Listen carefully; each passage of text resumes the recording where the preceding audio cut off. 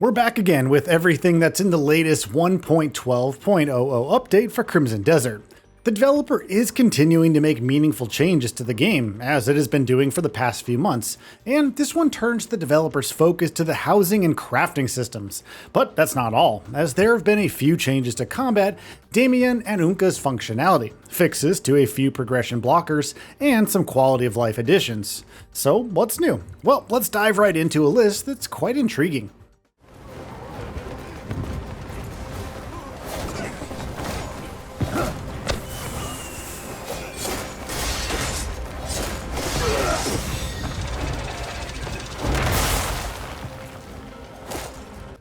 Number 1. Exterior house decorations.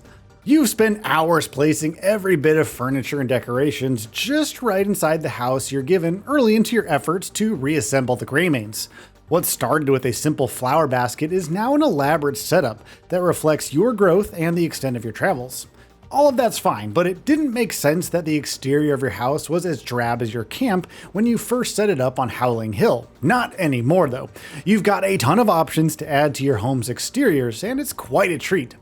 Number 2, a bunch of new housing items. There are 58 new items that you can collect and add to the exterior of your homes. Yes, you read that right. They include sotes, fountains, an assortment of facilities, braziers, wells, lights, carpets, automata toys, hanging pots for your plants, a music box, and even furniture for your pets, in case they're ones who prefer hanging out in the open instead of within your four walls. Now, that's a lot of stuff to pick up and play around with, and this one's going to keep you completionists and decorators quite busy until the next update arrives to overwhelm you with more stuff. Number 3, workstations and looms. The addition of all of those new items for your houses is accompanied by new crafting options. The workstation and loom are where you're going to get started with decorating your house's exteriors. There's a workstation in Hernand at the Timberhand sawmill, as well as the Greymane camp, while a loom is waiting for you at the Hernand tailor shop. Crafting recipes for items can be found in shops, one from claw machines, crafting missions for flower baskets, the newly added boxes of fortune in the mystery shop, and from orb roll challenges. That's a great way to weave in new additions with exploration and gameplay instead of merely dumping them into shops. Number 4, more integration for Damian and Unka.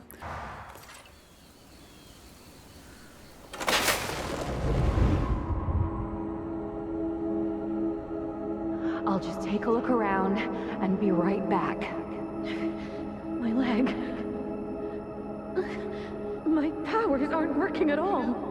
It's almost a tradition at this point for Damian and Unka to have something added to their repertoire with each passing update, and this one's of course no different. They can both equip the Vision now, which was an oversight that should have been remedied a long time ago. Well, better late than never, I guess. Additionally, they can now mount Blackstar, the noble dragon, finally recognizing them as valuable allies. Oh, and they can now read memories, and can learn Nature's Snare through observation, which should give them an edge against those pesky flying enemies who attack at range. They also get the cool loading screen that Cliff gets if you're booting up the game with either of them as your last played character.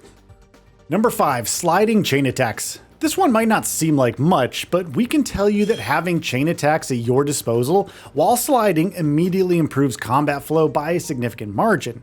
If you hate having to have a little break in your momentum after trading blows with an enemy, this one's going to have you grinning as you flit seamlessly between foes to sustain a continuous barrage of attacks that they're going to struggle to keep up with. Number 6, preserving settings on retrying bosses. While observing enemy attacks to pick up new skills is cool and all, it gets really annoying when you have to do it time and time again if you're the type who likes to hoard Palmer pills and just restart a tough fight from scratch. It's especially annoying on hard mode when your concentration could break thanks to a pop-up about a new skill. That's now a thing of the past, and it also extends to the primary and secondary weapons you had selected, your element of choice, arrows, food, and consumable items. Diving back into the fight with all the right stuff already in place is very welcome and can reduce a lot of friction that arises from having to select it all again in the heat of battle.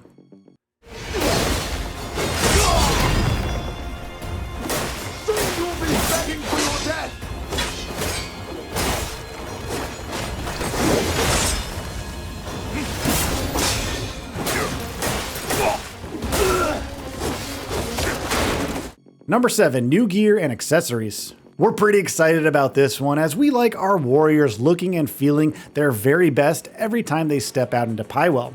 There's the Greymane light armor for Cliff, alongside 5 new helmets for you to make more unique looks for him. Those include the Silent Conqueror plate helm, Sentinel of Tenacity helm, Feral Sentinel helm, Steel Maw plate helm, and the Sentinel of Trust helm. Damian gets a pair of honorary cloth gloves for her contributions to the Greymane cause. There's also the new Greymane Signet accessory for those of you who are doubling down on being representatives of the Greymanes wherever you go in Pywell. Number 8, improvements to knowledge and collectibles. There are a few new knowledge entries that are now obtainable even if you finished associated quests. An omission that's sure to be good news for those of you who've been getting annoyed by incomplete lists thanks to your inner completionist. You can now get the entries for exploding bismuth spiders, jarback crabs, dark swarm armor, spectral soldiers, and Jared. It's always a good thing to reduce the number of missables in a title as big as this one, and this is definitely a step in the right direction for Pywell. Number 9, UI improvements and beyond. It isn't just new content and combat tweaks with this one, as the settings menu is now easier to navigate thanks to being able to switch to the first or last entries from either end of a menu, while the collectibles chest now clearly tells you what you already own and what you still need to find out in the world. Furthermore, the disappearance of enemy icons from the minimap under certain conditions has now been addressed here, and you're prompted to set the minimum font size you prefer when you're booting up a new game. That's certainly a boon for readability, clarity, and reduced friction when navigating the game's menus, where you do spend a fair bit of time as you go about your business. We'd call it a win for accessibility, to be sure. Number 10, miscellaneous improvements. Last but certainly not least are fixes that improve on minor yet important aspects of the experience that Pywell has to offer. Crashes have been addressed, as have performance and frame drops in certain conditions. Additionally, landing issues when you're using Black Star or a Wyvern have been addressed too. There have also been fixes to NPC follow behavior, housing placement, crashes when switching weapons after you use Nature's Echo, controls not responding when you try and fire a shotgun while riding a wagon, and block progression during some missions. Well, that's another long list of fixes for us to test out alongside all of you dedicated Greymanes out there.